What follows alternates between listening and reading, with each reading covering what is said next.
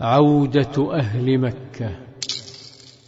كان أهل مكة مختبئين يشاهدون ما يحدث في السماء ويجهلون ما يجري على الأرض، حتى بدأ انقشاع الغبار وتوقف الصراخ ورحلت أسراب الطيور المحاربة وصفت السماء وهدأ الكون، فانحدرت قريش من مخابئها لتجد الكعبة آمنة تحرسها أسراب الطيور.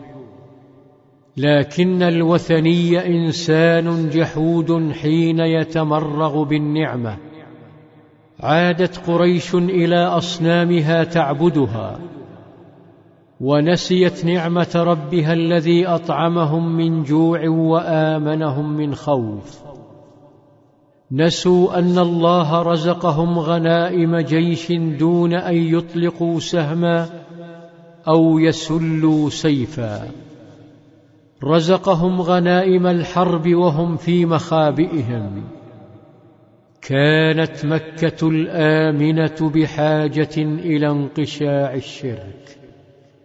وفي أحد البيوت كانت هناك فتاة اسمها آمنة بنت وهب، فتاة فجعت وهي حامل بزوجها عبد الله بن القائد عبد المطلب، وهي الآن تعاني آلام الحمل.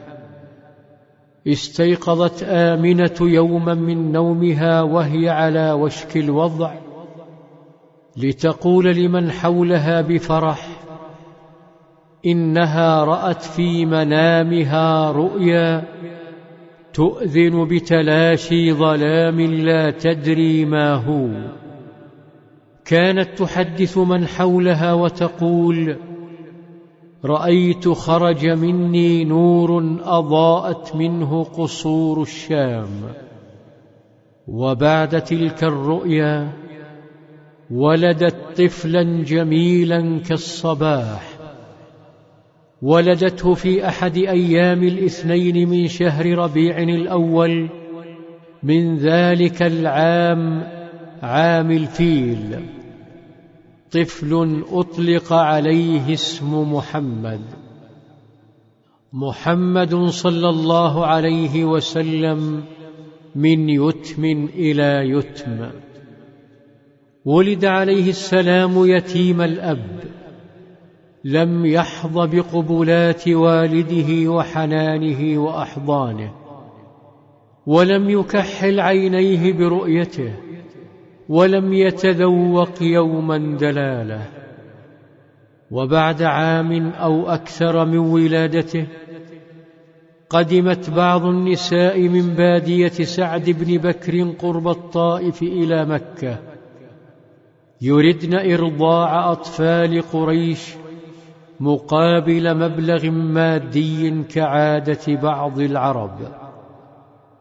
فكان محمد عليه السلام من نصيب امرأة طيبة اسمها حليمة السعدية، أردفته لتزدان به مرابع قومها هوازن.